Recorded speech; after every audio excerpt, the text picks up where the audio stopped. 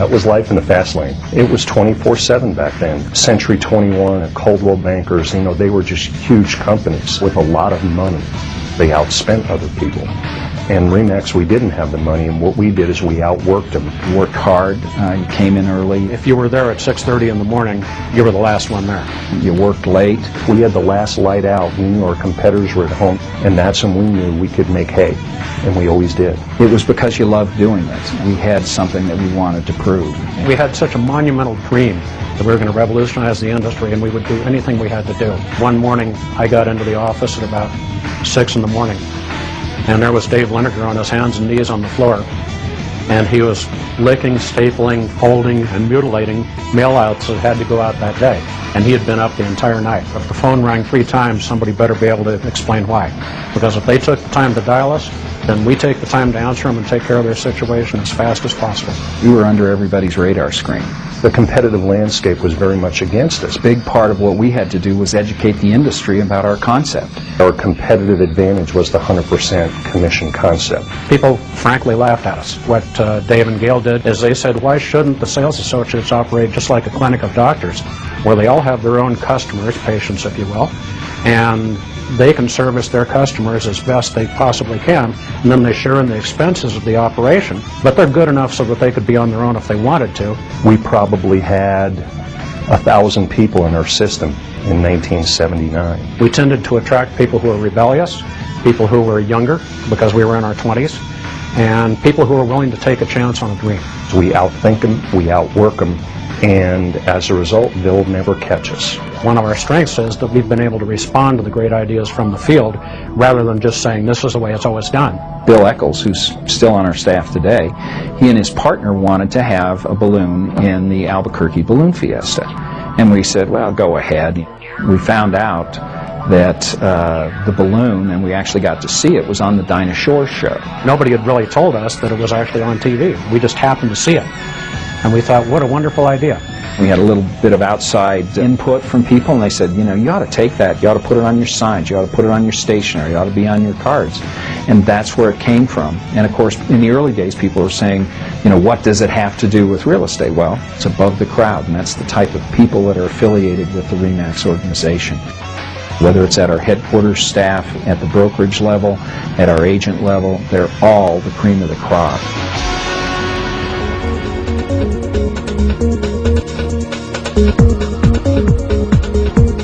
The 80s were the era that we really transformed. RE/MAX finally grew up a little bit. We started very young, very naive. Dave and Gail founded it when they were 27 years old. I was 28, so I was the old man. By the 80s, we had 7 years of quote management experience, marketing experience, answering the phones, taking out the trash experience.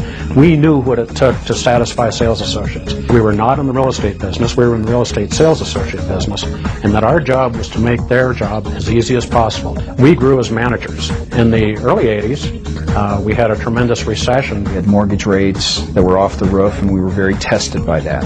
The agents weren't selling houses, so they weren't paying the brokers, and the brokers weren't paying us. And so we were living hand to mouth. It was very, very difficult. By that time, we had our Canadian regional directors come on board. Well, their economy in Canada was booming at the time. We sold our Canadian regions to Frank Polsler and Walter Snyder. Those guys are the ones that really saved our company. And it was their franchise sales that kept our doors open. The thing that carried us through is the thing that's always carried us through, and it's focus. That's the survival instinct of RE/MAX and Dave and Gail and Fish and Jess. In the early 80s, we had one of our family that was injured. It was when Gail Lineker got hurt in an airplane crash. She was in a coma for some 10 days. And then she came out of it, and the doctors weren't very hopeful. Well, throughout all that time that she was in the coma, Dave had been by her bedside. And he'd play her motivational tapes, and he'd talk to her constantly, and we'd all go talk to her. When she finally went into the rehabilitation center after she got out of the coma, they said that her hopes of ever walking were not very good. And she looked at the doctor and she said, I will walk out of here. She wouldn't let it take her down. And I think that ignited all of us to work even harder and harder. We just didn't know what failure was. We wouldn't face failure. We just knew that if we hung on one more day, that we were successful one more day, and we took it a day at a time, sometimes an hour at a time, maybe even minute by minute. But you never got really depressed because we really believed in what we were doing. There's no place that we could go to school to learn what we had to do. Every single day was an experiment, and every day we created a new way of doing things that we didn't do the day before.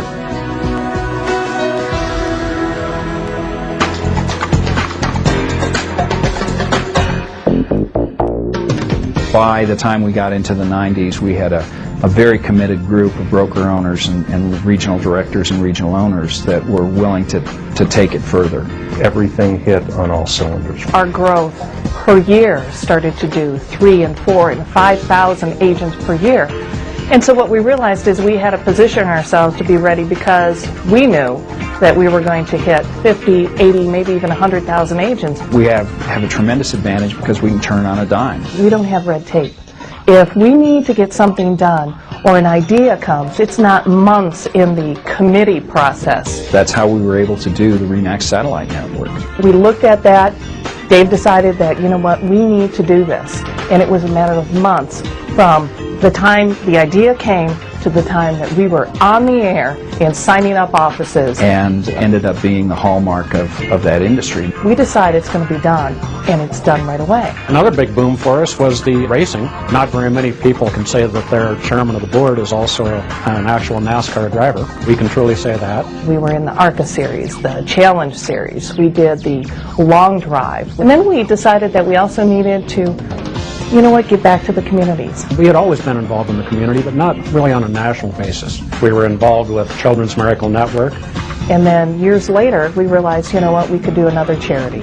And it was the Susan G. Komen organization. And both of those have been phenomenal. A big turning point for us was the implementation of the national television advertising program. Prior to that time, we'd made regional and local buys, and although they worked well, the national buys really put us on a different plane than we've been on before. If you look at the agent growth for 5-year increments, 15 years ago, that 5-year segment, we grew about 15,000 agents.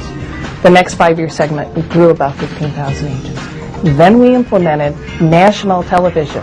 The next 5 years, we grew 30,000 agents. It was 1997 was the first year that we participated in over 1 million transaction size. 1 million transaction size, that was, no one's ever done that before.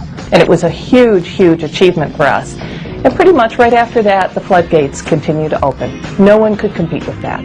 What it means, though, is that we have had hundreds of thousands of signs in the ground. We've had millions of ads in the local newspapers.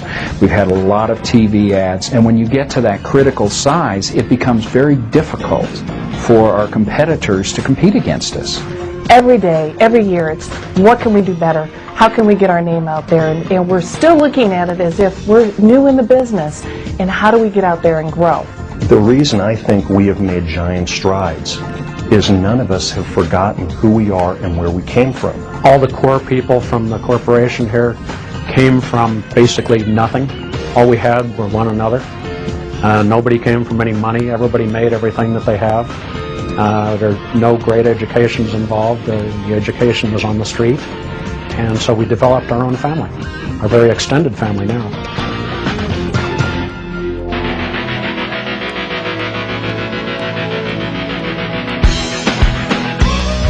2000s have been very dramatic for RE/MAX.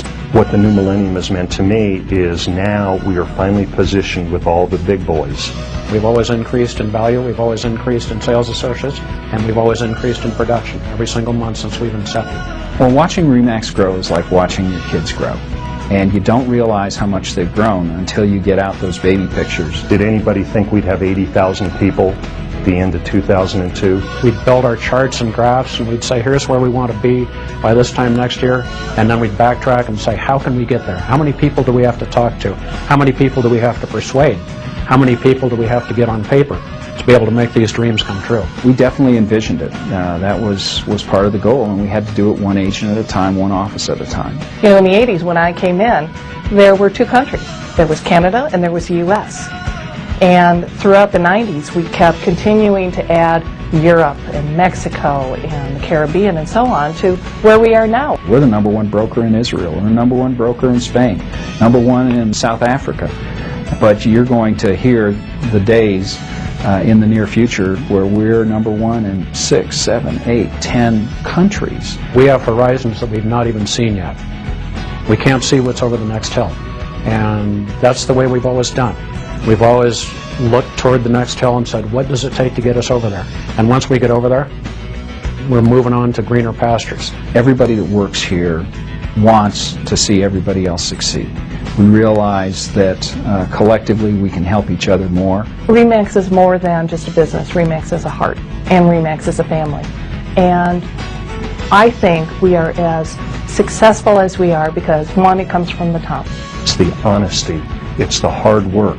It's, hey guys, we do the right thing here. And that's what we teach our broker owners, we teach our salespeople, and our employees. That is what Dave and Gail and Fish and Jess, that's what they believed in.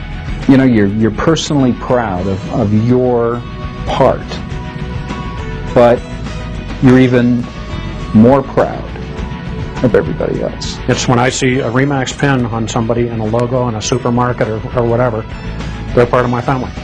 It's the people, it's the values, it's the integrity, it's where we've been, it's how we started, and it's where we're going to go.